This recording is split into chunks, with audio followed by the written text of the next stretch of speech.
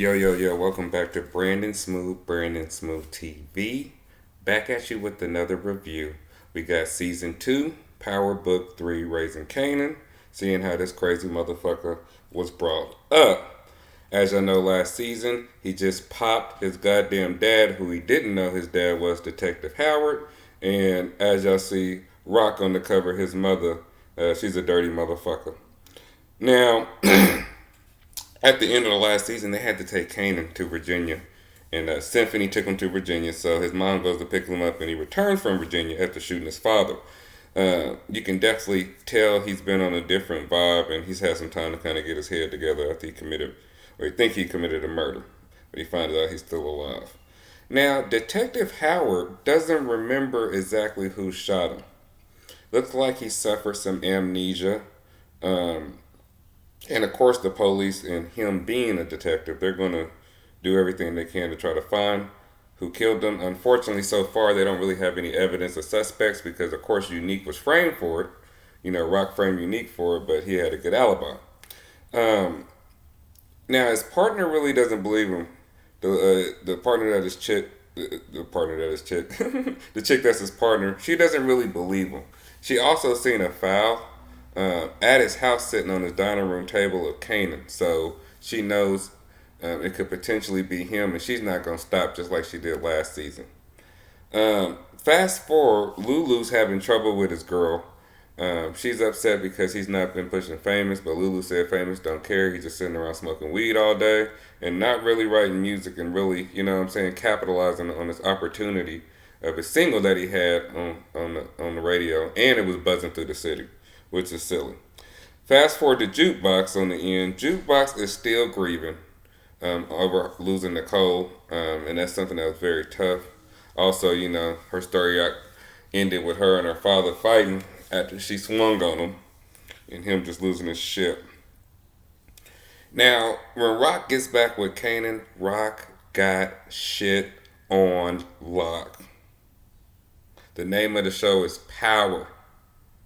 And in the second season, our protagonist's mother has the power. You know, first season, Unique had a lot of power. Of course, Dean got the ultimate power because he's the plug and people like that in different factions. But now she has the power and she got the buildings popping, set up like the Carter. She got like 2 or 3 Carters side by side. Shout out to the director, Mario Van Peebles. New Jack City is one of my favorite movies of all time. Now, Juke ain't fucking with Marvin after that fight. He's trying to make amends. He's trying to say hi. You know, Marvin's one of my favorite characters too because he's just always been a goddamn fool. But their relationship is torn. It's fucked up. So we don't know exactly what's going to happen with that. I think they may reconcile, or I think it might be one of those situations where Marvin get killed before she can. But that was some heavy ass shit. He went too fucking far. Now, Kanan don't want to be in the game no more, man. He done told Juke that, and he's trying to find a way to muster up the courage to tell his mom that. He really struggles with it, and he said he did nightmares and hot flashes. Like he's fucked up after doing this, and it's weighing heavy on his conscience.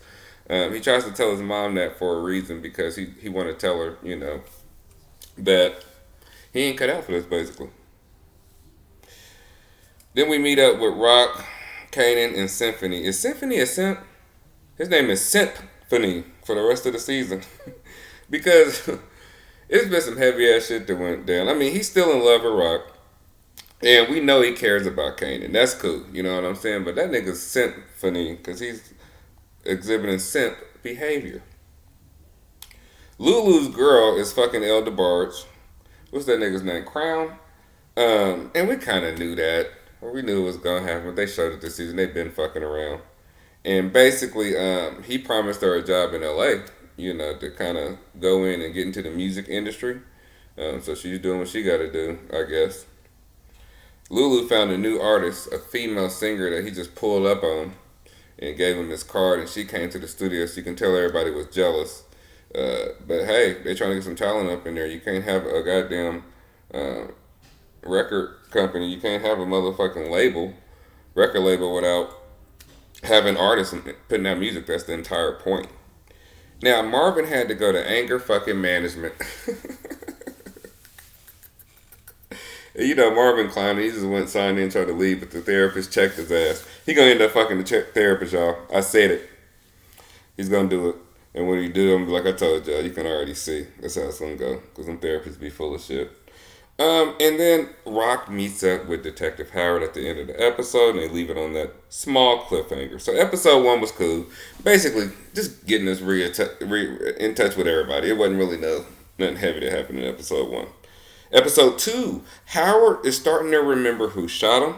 And Howard told Rock when they met up that he said that the dude with the one eye was snitching. Our dude Scrap, who done lost the eye for this organization, who's been down forever, who ain't never flipped. He was in there because he got picked up at his mom's in them dice gang, and Rock warned him in episode 1 not to go over there and shoot no dice, but staying low key, but his dumbass didn't listen. So was he snitching? We'll find out. Kanan actually has a heart. And we see that in this episode. And I think that's important because once we run into Kanan on Power, he is heartless. So I'm glad they showed him as a kid he actually has a heart. He cares about people. And you could tell he cares about people. And Juke and Kanan, of course, are real close. It's crazy. I want to see how they dynamic change because something got to happen. But they are real close cousins. I'm close to my female cousins.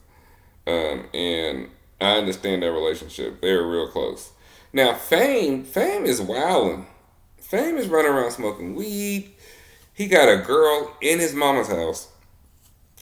Kanan comes over and his sister trying to say, wake up and get this bitch out of there. And he ends up getting kicked out the goddamn house, which is funny as hell.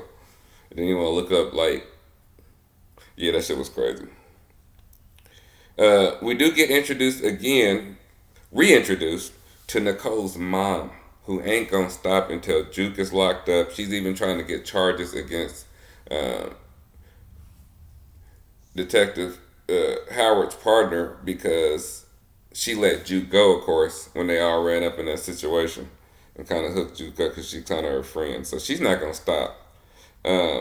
She is convinced that Juke gave her daughter the dope. Well, she didn't give it to her, but it was in her backpack because she was holding it for somebody, and her daughter was already on some kind of really fiendish shit. And if you need to hit the rock that bad and smoke crack, what the fuck is going on with you, G? She killed herself, I'm sorry.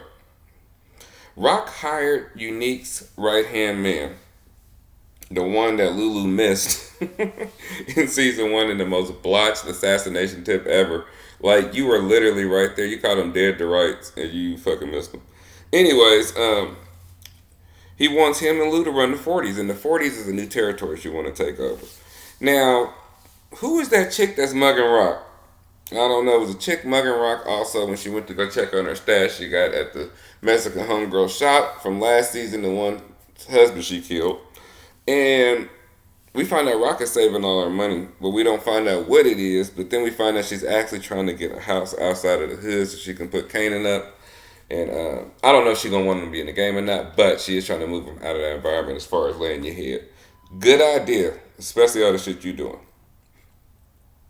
Scrap is super upset that Warnell got the 40s and not him. And I feel Scrap on his speech, man. He was damn near crying saying he'd been down. He done lost the eye, got his eye cut out and still didn't snitch for y'all. And y'all gonna give this territory to a new outside cat talking about he an earner. But Scrap wasn't? If Scrap's not an earner, Rock, why you got him on your team? That don't even make sense. You know what I mean? Lulu ends up signing the singer because she was already actually linked up with this big record executive dude. So they signed to a single deal with them. And that was a funny scene. I'm glad they had my boy in there from Halloween Kills. He was the sheriff in Halloween, the 2018 version. So I'm glad they had him. That was a real fun ass scene. And Crown was like, it's a bad deal. He was like, single deals is for suckers, which I really don't have nothing else going on. Y'all might as well ride with it. I would say use that leverage to get some more notoriety for the label and use that single to draw more artists in. I don't know. I'm not a record executive, but I would try to use that situation and help me. Even though you didn't sign the artist to have them on your label because they was already tied up, you can still do that. Unique's girl was the one we ended up finding out watching Rock. And Unique actually went to go meet with Dean. We know Dean. Dean is funny as hell. In there playing bingo with his grandma. He loved his grandma. And stamping her cards and shit for her when she missing the bingo numbers. That shit was hilarious. But he's not gonna deal with Unique. Basically said that you too hot and everything's unlocked now. Everything's running smoothly, so he don't want to do it. Unique got all mad and throwing tables and shit. You better be careful because Dean look like he might fuck you up. I'm just saying. Neek want to be back on top of the game though, and I understand. You know, he meet with his boy Warner. Warner said, "Look, I moved on." He didn't say he was with Rock, but he's like, "I done moved on to different opportunities, and I'm not fucking with you no more." So he's basically by himself. But a man backed into a corner, I think Unique's gonna show his ass this season, and I can't wait to see that. Lulu's girl told him she's moving to fucking LA for a job. Uh, he was like, "Fuck it, get the fuck out of my studio." So they over. And then Juke got the address of her mother. The whole episode, Juke was just looking at pictures and asking Rock about her mom. So I think since she got into it with Marvin and is not fucking with him, she's seeking out her mom, who happens to be in New York and who happened to move back. And we'll see how their relationship develops. Of course, her mom is played by Latoya Luckett. So I'm happy to see her back. And then last but not least, they went and killed Scrap, y'all. Rock killed Scrap because he was in the police officer talking to police and didn't even verify if he was snitching or not. Lulu and Marvin. Lulu didn't Lulu didn't want to, but Rock gave the order, and then Rock was the one that ended up shooting him. And it was a sad ass scene because the whole time he's hype, he's thinking he's about to get some more territory, and at the last minute, Rock come up and blow his brains out. That was a fucked up scene. That's gonna have some repercussions, and I think what's gonna happen, episodes moving forward, that's gonna definitely impact Lulu and Rock's relationship. Marvin don't give a fuck. He do give a fuck. You can tell he was bothered, but not as much as Lulu. Um, that's gonna fuck their relationship up. You remember the first season, Kanan's best friend got killed, and Lulu had to pull the trigger. That's why he said this time I'm not doing it. So it's heating up. This is one of the better power shows. And shit, we're gonna get into it. So I'm hype about the next episode. Don't forget to like and subscribe, and I'll be back with some more reviews. Peace.